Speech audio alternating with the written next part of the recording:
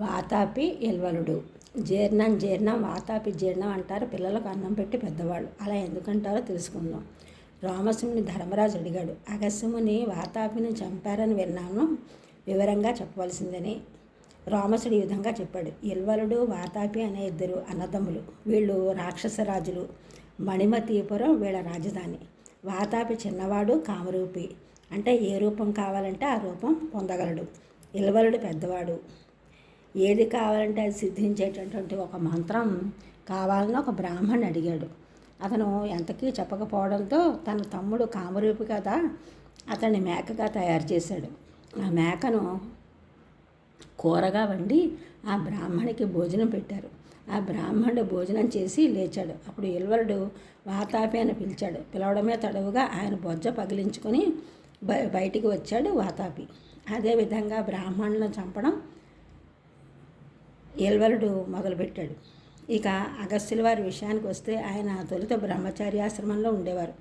ఆయన ఘోర తపస్సు చేస్తూ వెళ్తూ తన పితరులను చూశారు. వారు ఒక చోట తలకిందులుగా వేలాడుతూ కనిపించారు. అది చూసి అగస్త్యుల వారు, మీరు ఎందుకు ఇలా ఉన్నారు అని అడిగారు. నువ్వు ఎంతసేపు తపస్సు అంటున్నావు, నీకు సంతానం కలిగితే కానీ మాకు ఉత్తమలోకాలు కలగవు అనగా మీ ఆదేశాన్ని పాటిస్తానన్నారు అగస్త్యుల వారు. ఆ సమయంలో విదర్భరాజు సంతానం కోసం విచారిస్తున్నాడు. తన తపశక్తి వల్ల ఒక కూతురు కలిగేటట్టు చేశారు అగస్త్యుల వారు. ఆమె లోపముద్ర. నీళ్లలో పద్మంలాగా, వినయం కలవాడి దగ్గర ధనంలాగా, పూనిక కలవాడి దగ్గర విద్యలాగా పెరిగి పెద్దదైంది లోపముద్రాదేవి. ఆమెను అగస్త్యమునికి ఇచ్చి వివాహం చేశారు తల్లిదండ్రులు. ఒకసారి కొందరు రాజులతో కలిసి మణిమతీపురం వెళ్ళారు అగస్త్యుల వారు. ఎల్వలుడు ఆదరణ చూపి బ్రాహ్మణులను చంపే ఉద్దేశం ఉన్న కారణంగా భోజనం పెట్టాడు. ఎల్వలుడు ఉద్దేశం గమనించిన రాజులు భోజనం చేయవద్దని చెప్పారు అగస్త్యమునికి.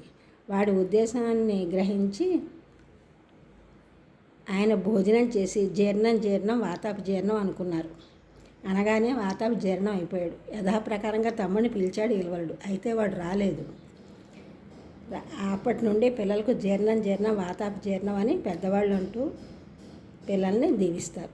ఈ ఛానల్ చూసిన వారందరూ కూడా సబ్స్క్రైబ్ చేయండి, షేర్ చేయండి, లైక్ చేయండి, కామెంట్ చేయండి. సబ్స్క్రైబ్ చేసిన వారందరికీ కూడా కృతజ్ఞతలు. షేర్ చేసిన వారు, లైక్ చేసిన వారు, కామెంట్ చేసిన వారందరికీ కూడా ధన్యవాదములు.